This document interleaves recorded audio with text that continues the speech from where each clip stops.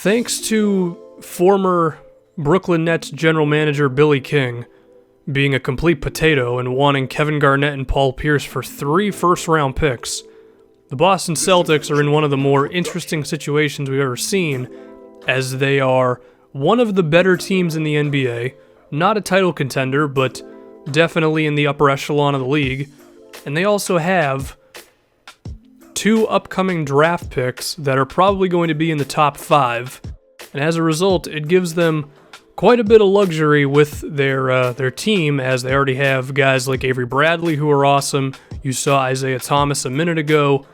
Their recent free agent signing of Al Horford, who's a two-way big man, even though he can't grab a rebound to save his life. This team is really damn good, and they've already seen one of their recent draft picks come onto the team and join the thing that Brad Stevens and this organization have going on. And that guy's name is, of course, Jaylen Brown, who was the 3rd overall pick. And with Jaylen, what stands out immediately is his athleticism and his size. At 6'7", 225 pounds, able to run up and down the court like a madman, as well as jump through the roof. And the first thing that's really been impressive with him this year is his ability to score inside, as well as get inside. I think his handles were a little bit of a question coming into the NBA, and he definitely has work to go there, but he's already shown some skill in beating guys off the dribble and creating angles that he can attack and then use his muscular frame to attack the rim.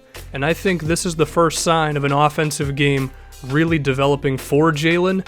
He's shooting around 57% at the basket, and given that it is his first season, I would say that's pretty damn good if that's the worst he's ever going to be from there. And I would not ask him to continuously be in isolations and attacking his defender one-on-one, but he has already shown some ability to be like, you know what, the shot clock's coming down, it's in my hands. He's had some nice composure, and he's been able to beat his guy off the dribble more than once to the basket where he's able to finish. So that's pretty good, but it should also be said, he's already a terror in transition, as whenever the Celtics get a steal, or the other team turns the ball over some way, or it's just a rebound and he's able to leak out, he's going to kill you when it comes to that. He misses that dunk, but whatever, you get what I'm saying. And when you look at this Celtics team and the defense that they could potentially be playing if they weren't giving up 900 offensive rebounds, could lead to a lot of opportunities for Jaylen to go out in transition and give this team some easy points, make his day easier. Unfortunately, even if this team does play good defense, they get out-rebounded by 18 to the Knicks, or if I should say, they give up 18 offensive rebounds to the New York Knicks as they did last night, which makes it really damn tough for Jaylen to go out in transition. The other interesting thing, though, is his post-game. If you haven't been watching the Celtics day in and day out, you might not have noticed this because it doesn't come up too often. But more than once this season, as well as the preseason, Jaylen has found himself on the low block against an opposing wing or in a mismatch, and he's actually shown some decent craftiness. So if he could develop that part of his game and really make himself an overall, really quality half-court scorer, someone who could score on the low post, that could be the sort of thing that really makes him a big-time scorer. But who knows? It's not the biggest sample size in the world with him down there. I'm not going to go crowning him the next Kobe Bryant when it comes to wing players posting up, but it's something to definitely take notice of. And I think it shows similarities to Andrew Wiggins, who I'm also pretty excited about just for his ability to score in the post. You can generate a lot of easy points if you can do that, especially as, once again, a wing player. But his offensive game needs some more polish. The outside jumper this season has been inconsistent. There are times when he looks like just not a natural shooter at all, and the moment that it goes up, you can immediately tell he just doesn't look right, and it bounces off the rim awkwardly, and you're like, it's going to take this guy some time to really be a three-point shooter. But then other times, he's looked pretty damn comfortable shooting them. For the season, he's shooting 31% from 3. His minutes are pretty inconsistent given that this team is looking to win. And a big part of that is because he does make some rookie mistakes on both sides of the floor. He might pick up an offensive rebound because he gives Jimmy Butler the stiff arm.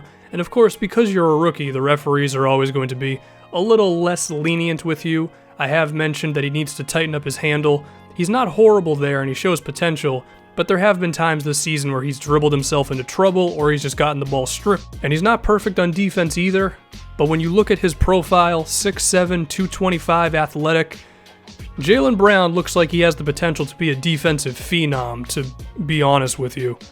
Seems like someone who could defend multiple positions, whether you want to put him on a point guard or a shooting guard that are killing you.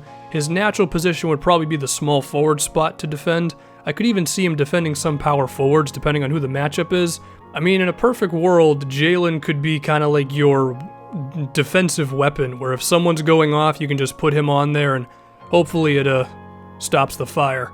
But back to those rookie mistakes, he does look a little clueless sometimes on defense. His one-on-one defense is kind of there already, but when you're asking him to defend NBA offenses that involve switching and providing help for one moment, but then immediately coming back to your guy and people are running off of screens and all that, that's where he gets into trouble.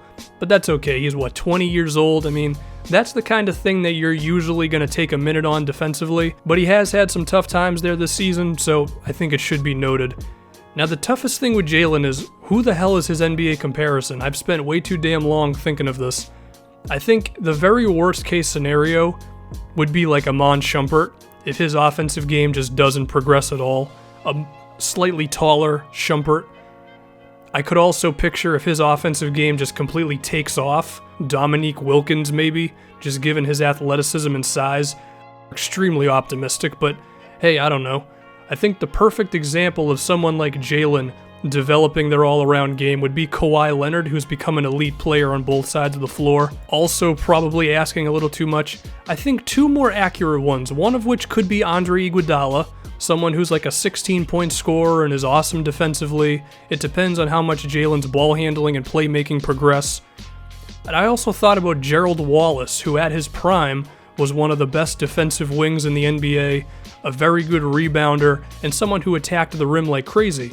Now hopefully Jaylen would develop his outside shot more than those two guys, but I don't know. When you look at Jaylen, 6'7", 225 pounds, athletic as all hell, there are so many different directions that his career could go in. It just depends on how the rest of his game develops.